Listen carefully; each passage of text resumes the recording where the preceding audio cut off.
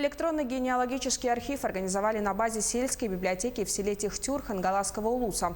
В прошлом году наследственная администрация приобрела специальную программу. За год жители внесли в нее около 2000 записей. Подробности в сюжете Виолетты Засимовой. 2019 год в Техтюрском наследии был объявлен годом предков и сопровождался рядом мероприятий. Конференция «Хаксыкские чтения», круглый стол, посвященный 135-летию государственного общественного деятеля, уроженца хаксыкского наследия Алексея Широких, наследный эссе, где династии представили свои генеалогические древа, установка мемориальных досок и присвоение улицам села имен земляков-участников Великой Отечественной войны. Но, пожалуй, самым ключевым моментом в рамках года предков Техтюрского наследия является создание электронного генеалогического архива посредством программы «Древо жизни». Это отечественная разработка для построения генеалогических деревьев, хранения и отображения информации о людях и о событиях в их жизни.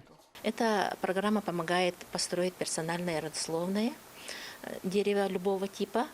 И это могут быть прямые родственники, кровные родственники, все родственники для любой выбранной персоны. Еще самое лучшее вычисляет статистику живых мужчин, женщин, среднее количество детей и среднее количество продолжительности жизни. Программа была приобретена на средства наследственной администрации и стоила 10 тысяч рублей. Установили ее на компьютер сельской библиотеки. Ответственной за внесение данных назначили главного библиотекаря Елену Герасимову.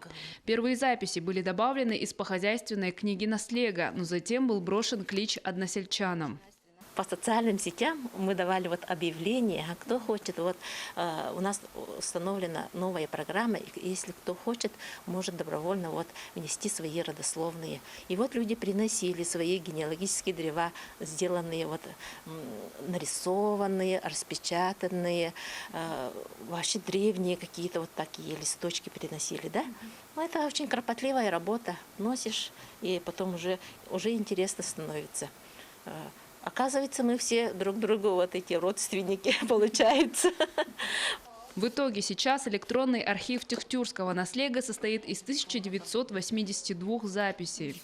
В программу «Древо жизни» внесены родословные таких больших родов, как Шадрины из Хаксыка, Ильины из Малтанцев, Козловы из Техтюра и так далее.